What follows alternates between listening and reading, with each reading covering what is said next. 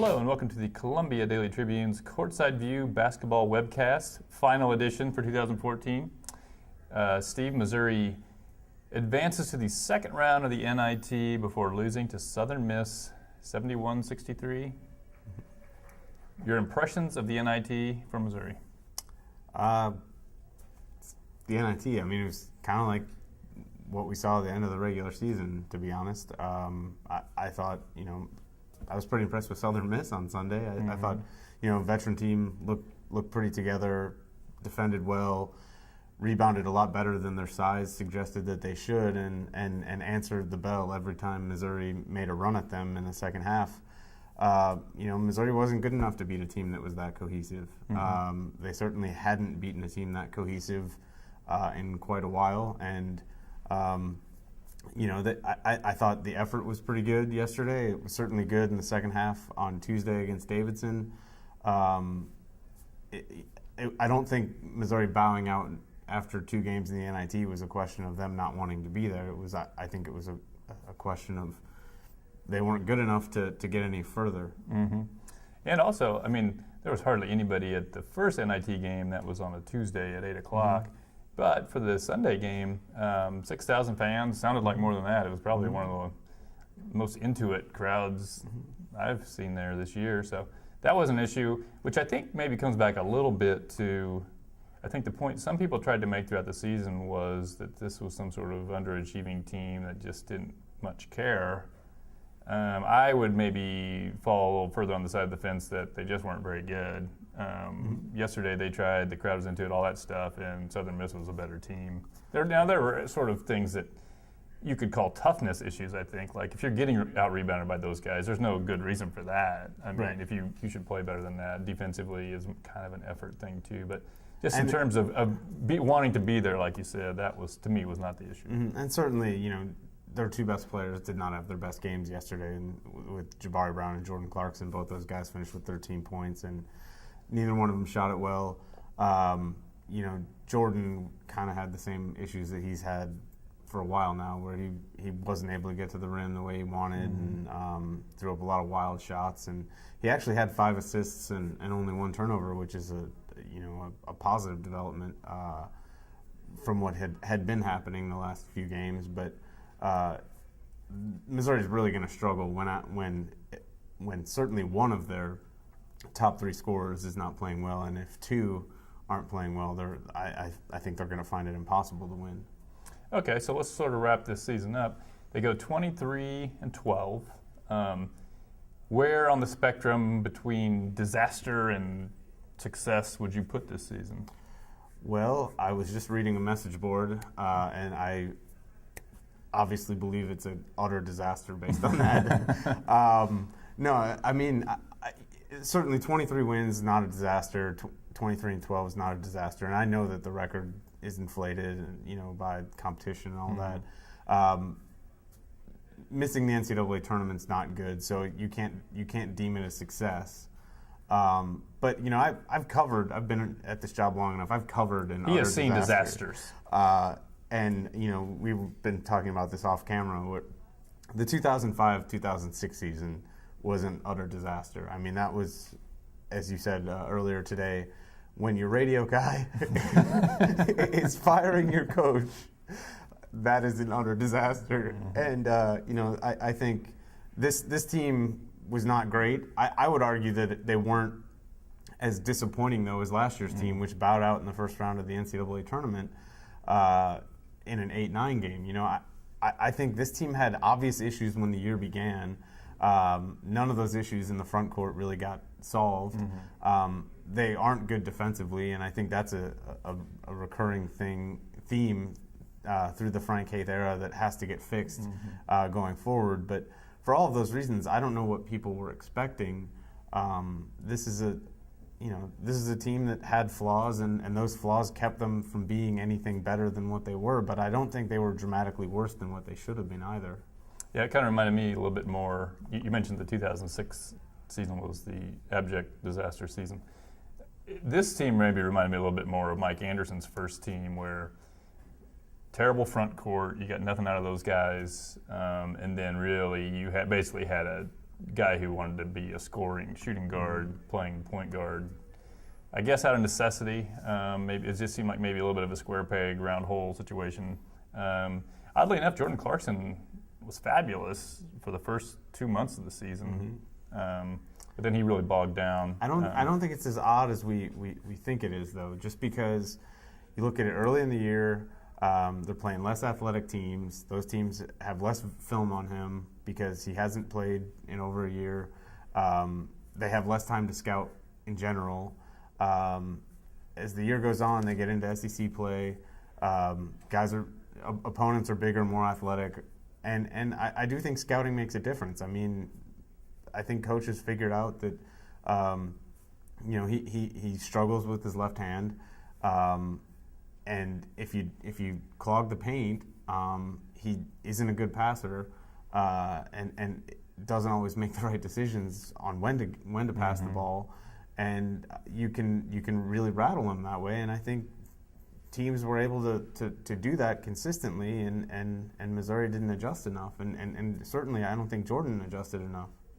Yeah, I think you could argue that this season, how well they achieved for the players they did have, wasn't a tremendous underachievement. I think the problem was the way the team, how you arrived at all these this particular group of players being together, and to a certain extent, it was a product of maybe, okay, you came in and you walked into a tough situation as far as having no recruits left behind by the previous staff, and you had such a top-heavy class of seniors, so then you decide you need to take transfers, which was the right way to go, just to survive the second year.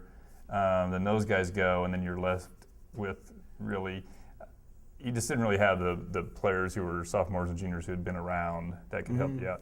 So when you looked at this year's team, you really had 2 transfers in Jabari Brown and Jordan Clarkson, 3 in Ernest Ross that had been around for a little while that played, but I didn't see a lot of other players that were able to help them. A lot of the guys from Hayes' first recruiting class are gone now. Actually, all of them are gone except for Ryan Rosberg, so 3 of the 4 are gone. And then the current freshman class from this year was okay. I mean, they played a lot, but I think of the bunch, you really feel good about what Jonathan Williams might be going forward, and then I think you kind of hope that Wesley Clark becomes like a solid 4-year point guard. And Torrin Jones, and you hope same thing. Yeah, and you think that Torrin Jones might be able to develop into like kind of a productive effort guy. Right. But at this point, they're not. You look around the country, you see freshmen making a way bigger impact than those guys did. So and then you add to that the other piece of that recruiting class, other than Shane Rector, was Keanu Post, who junior college All-American that I think clearly the coaching staff was expecting to be a key cog in their lineup. And I look at the box score from yesterday's game, and he plays a total of 3 minutes. And that was not an anomaly. No. That's what he was from the majority of this season. And I think when you whiff that badly on a guy that you're counting on to solidify your front court, you're going to have issues, and this team did. So I think it goes back to sort of the one thing everybody was very excited about Frank Haith coming in was his recruiting, but you look at the guys he brings in out of high school or out of junior college, it's been a little troubling other than really Jonathan Williams III. There's been a lot of misses out there, either that were evaluation misses or development misses or whatever. I know yesterday he talked about, some of the guys they actually could have used that have left, like Stefan Jankovic, and even mentioned Negus Webster-Chan. And I think it's fair to say Frank saw things in Negus Webster-Chan that none of the rest of us did for longer than most, and the fact that you couldn't really accuse him of running off Negus Webster-Chan because he didn't play him enough. If anything, he played him too much, so I don't know that you can really spill a lot of tears over that one. But I don't know that if you're kind of crying the blues over those guys, to me, those were not difference-maker players, so they wouldn't have left in the first place. I think that's probably true. I mean, because certainly there were minutes available each of the last 2 seasons. And, obviously when Jankovic decided to transfer, Frank was suspended and not around the team, and it's been explained that he wasn't allowed to have contact with Steph as he made that decision. But I also think, if he'd established himself as a significant rotation player at that point, Tim Fuller would have had him on the floor more. He probably should have had him on the floor anyway, but it wasn't like Stefan Jankovic had, with his performance, earned minutes or grab minutes and run with them. I mean, he was a guy who made minimal impact last year and made minimal impact in 3 games this year before leaving. All right, well, let's look forward now. First of all, I guess the biggest issue that has to be resolved here in the next month or two is Jabari Brown and Jordan Clarkson going to leave? Just your thoughts on which way you think the wind's blowing on that. Well, I think a month ago I would have said they're definitely gone, but I think both of them have struggled enough that over the last month that they should at least reevaluate those decisions. Obviously, if a guy's rumored to be linked to the draft or might go and is projected to be second-round picks, as both these guys are right now, a lot of times that's enough to get them to make the move, especially when they're going into their senior seasons. I think Jabari Brown, if you look at his year, as a whole, he doesn't really have a whole lot to prove by coming back.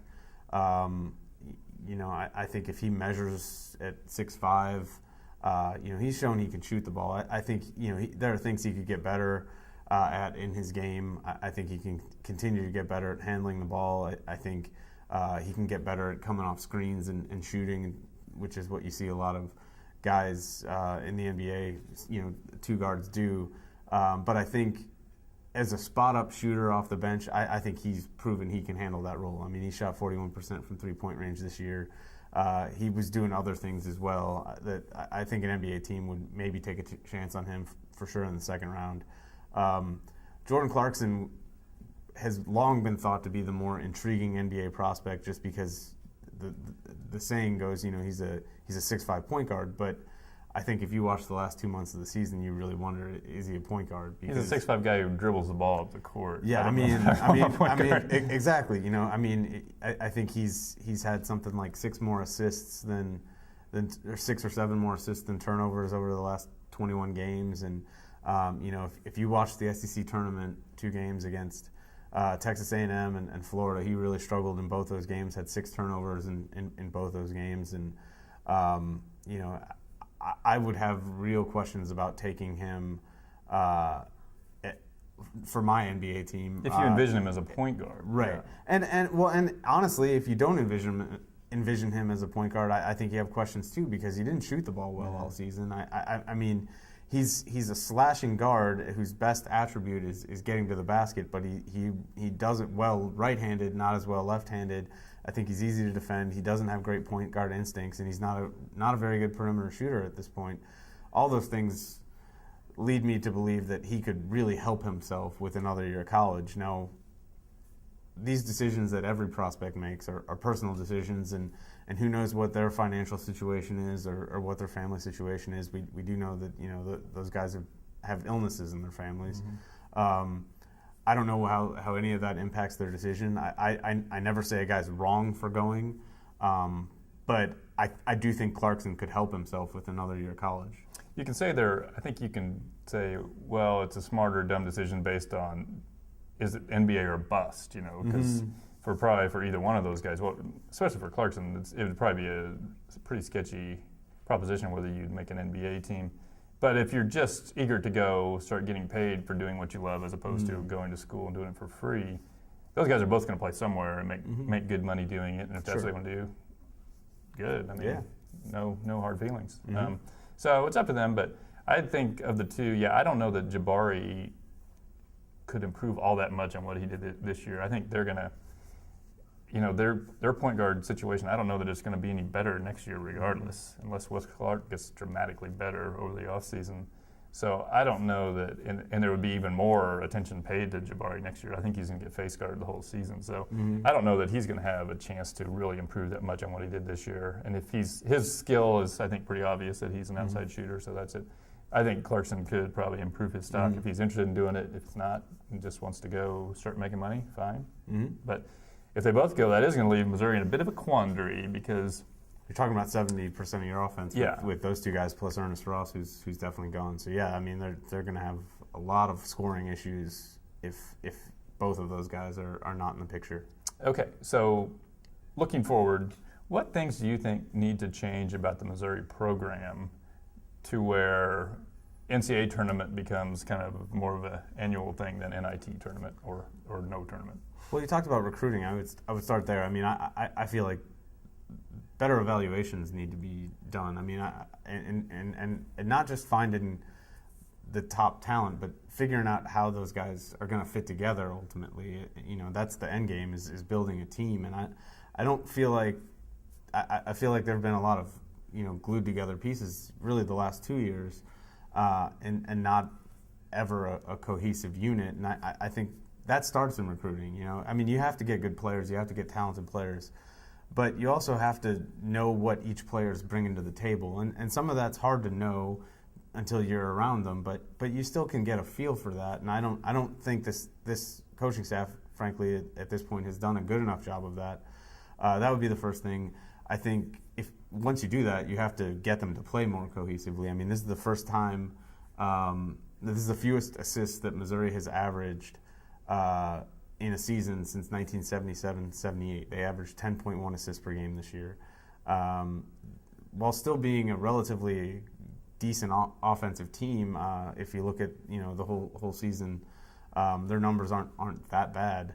If I could interrupt, I would think this was one of the least fun teams to watch I've seen in a long time, just because we watched them because we were paid to watch them, but I didn't really blame fans for not showing up for those games. Their offense, I mean, especially when you think about how their offense was 2 years ago, we were so shared the ball, moved it around, so fun to watch. And this year it's like they're just dribbling out the shot clock till it gets to 10, and then you just drive into the lane and throw your hands in the air and hope you get a foul called. And if you don't, you sort of frown at the ref. And if you do, you shoot free throws. And it's just on and on and on for 2.5 hours. And part of that is the way they call the games this year was you were rewarded for that, but it was just a drag. Okay. Yeah, no, I mean, you're absolutely right. And, you know, and for not sharing the ball as much as they did, they did turn it over a decent amount. You know, this is the first time they've had more turnovers than assists since that magical 2005-2006 season that we've already discussed. So, I mean, obviously assists are not the only, you know, the only sign of a good team, but good teams do get a lot of assists, and good teams, the teams that win NCAA championships and make Final Fours, have more assists than turnovers. And this team had, you know, 87 more turnovers than assists this season, and that's not good. I mean, they need to get better at passing the ball. They need to get better at sharing the ball. Part of that means that they need to develop the guys along the front line so that the guards feel comfortable giving the ball to them.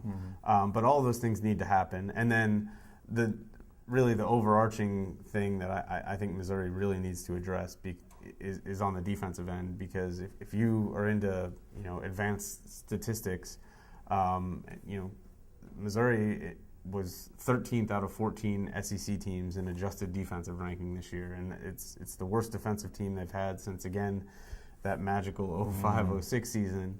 So many memories. I mean, you know, they're not able to get stops consistently, and they needed to get a stop or two yesterday or Sunday against Southern Miss, and maybe they make it a down to the wire game, but were never able to do that. And the same thing happened as they were trying to rally in all of these games late in the year that they ended up losing by 5 or 7 points. They weren't able to make enough stops to come back. I think that's something that has to be looked at. You know, that you don't look at advanced statistics, look at, you know, more conventional ones. And I think you had in your column, they're 11th in the SEC in field goal percentage defense. They're not doing a good enough job of challenging shots. Yeah, how many guys had career days shooting the ball, especially 3 balls against Missouri? You know, so it's like, wow, that guy got hot. But if 11 straight guys get hot, then maybe it's you and not him. And Neil Watson was the latest for Southern Miss. You know, he has 18 points and makes 4 threes in the win Sunday for the Eagles. And, you know, he came in averaging 10 points a game. You know, he's a good player. I mean, he's first team All-Conference USA. He's a senior, but he's not a great shooter, and he was a pretty good shooter at Mizzou Arena. Yeah, I think, kind of piggybacking on some of your ideas, in terms of recruiting, I think, yeah, they need to do a better job of evaluating and finding guys. I think especially I think if they're in it for the long haul at Missouri, they need to do a little better job in the state as far as developing relationships with coaches, whether or not those coaches happen to have a player they want this year. And so as time goes on, when there are good players coming out, then it's not like Missouri's an afterthought. I was at the Class 5 championship game on Saturday night, and CBC's playing Hickman in the best game at Mizzou Arena all year, by the way. Jordan Barnett, 43 points, 20 rebounds. He would have been by far Missouri's best big man this year. And he's going to Texas. And I don't know exactly how much of a fight Missouri put up to prevent that from happening. Hickman Jr. Jimmy Witt scores 29 points, makes 7 steals. Missouri has offered him. He just hasn't decided yet. But I mean, if you let too many guys like that get out of your grasp, it's going to be a tough row to hoe if you're the Missouri coach, because you can get players anywhere, and if you win, then nobody really cares where they come from. But to get truly elite players, players that Duke or Kansas or these schools want, I think they have to be players from Missouri, because those players aren't just randomly, if they're from North Carolina, aren't randomly deciding they want to go to Missouri. So those are the guys. It's kind of the same way that Gary Pinkel doesn't get all the good Missouri players, but the truly elite ones he tends to get, which is what you need to do. So that's a big thing. I think in 3 years there hasn't been a ton. When Haith came in, there was a good batch of Missouri players that he didn't really have a chance to get. Otto Porter, B.J. Young, a couple other guys. There wasn't much to choose from the next year. He did get Ryan Rosberg. I think that's the only in-state kid he's signed, and there hasn't been a ton. But there's a few now, and I think for the health of Missouri program, they need to start getting those kids, or it's going to be trouble. And on the defense, I don't know exactly what the answer is for them playing better defense. I think they brought in Phelps this year with the idea of him sort of being the defensive coordinator, but that didn't really. I didn't really notice much difference. So I don't know. Frank Haith's getting paid more than $2 million to figure this out. So he's getting paid less than $2 million, but he's getting paid more than $1.5 million. Okay, so for him, whether it's what you emphasize, how you construct your practices, whatever, or how you choose your players, something's got to change over there, because, especially if Brown and Clarkson leave this year, they're not going to score 80 points to be outscoring people like this. They're going to be scoring in the 60s, and so they better hold people into the 50s, or it's going to be a bad year. Yeah, no question. And on that breezy note, we leave you for the year. Steve, enjoy your time off, and we'll be back in October. Looking forward to the next Missouri basketball season.